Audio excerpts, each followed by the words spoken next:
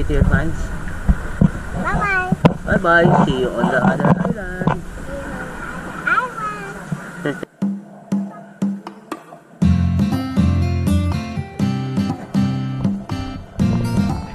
Island hopping?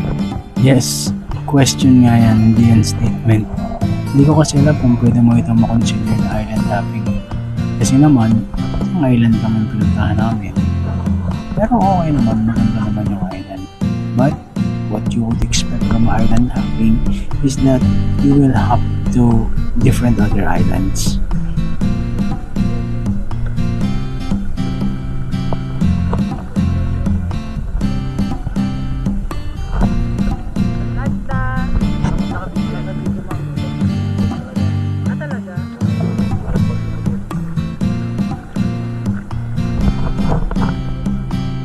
But to be fair to them naman, sarado kasi yung isang island.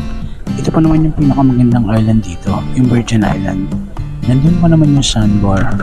Tapos, hindi rin nakapag-dolphin watching dahil sa malakas na alon. Tapos, dami pang nagbago dun sa mismong Balikasag Island tulad ng snorkeling spot at yung mga restrictions.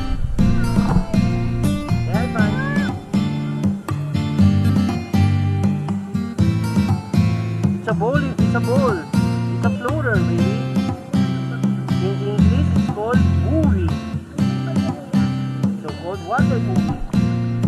Pero dahil dagat to at may languyan na involved, as usual, masaya pa rin si Malaya. And that's what's important para sa amin. Kahit na walang naganap na island hopping, masaya naman ang aming snorkeling.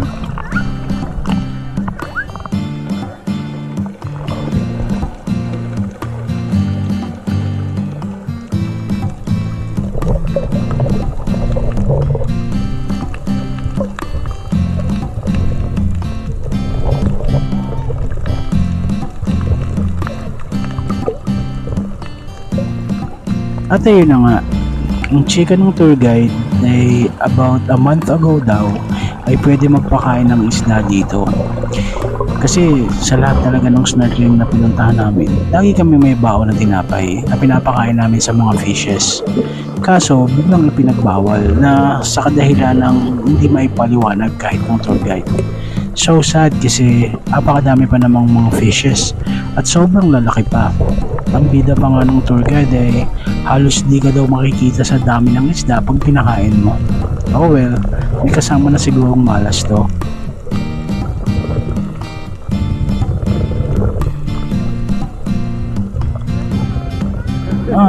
Uwian na. Sad na si Malaya. Pero para fair, hindi ko na lang i-rate yung tour na to. Dahil sa mga kaganapan na hindi naman may iwasan. At mabuti na lang talaga nag-joiner kami. Pero sana nga yung ibang tour operator maging transparent sila sa mga turista. Kung ano ang dapat i-expect para hindi tayo lubos na umaasa. But at the end of the day, we should always think positive so we can appreciate the real beauty of the place. At hindi naman kami binigo ng mga isla ng Bohol. Sobrang gaganda talaga nila. By the way, my name is Al Jongs, but you can call me Jongsy. And this is my travel.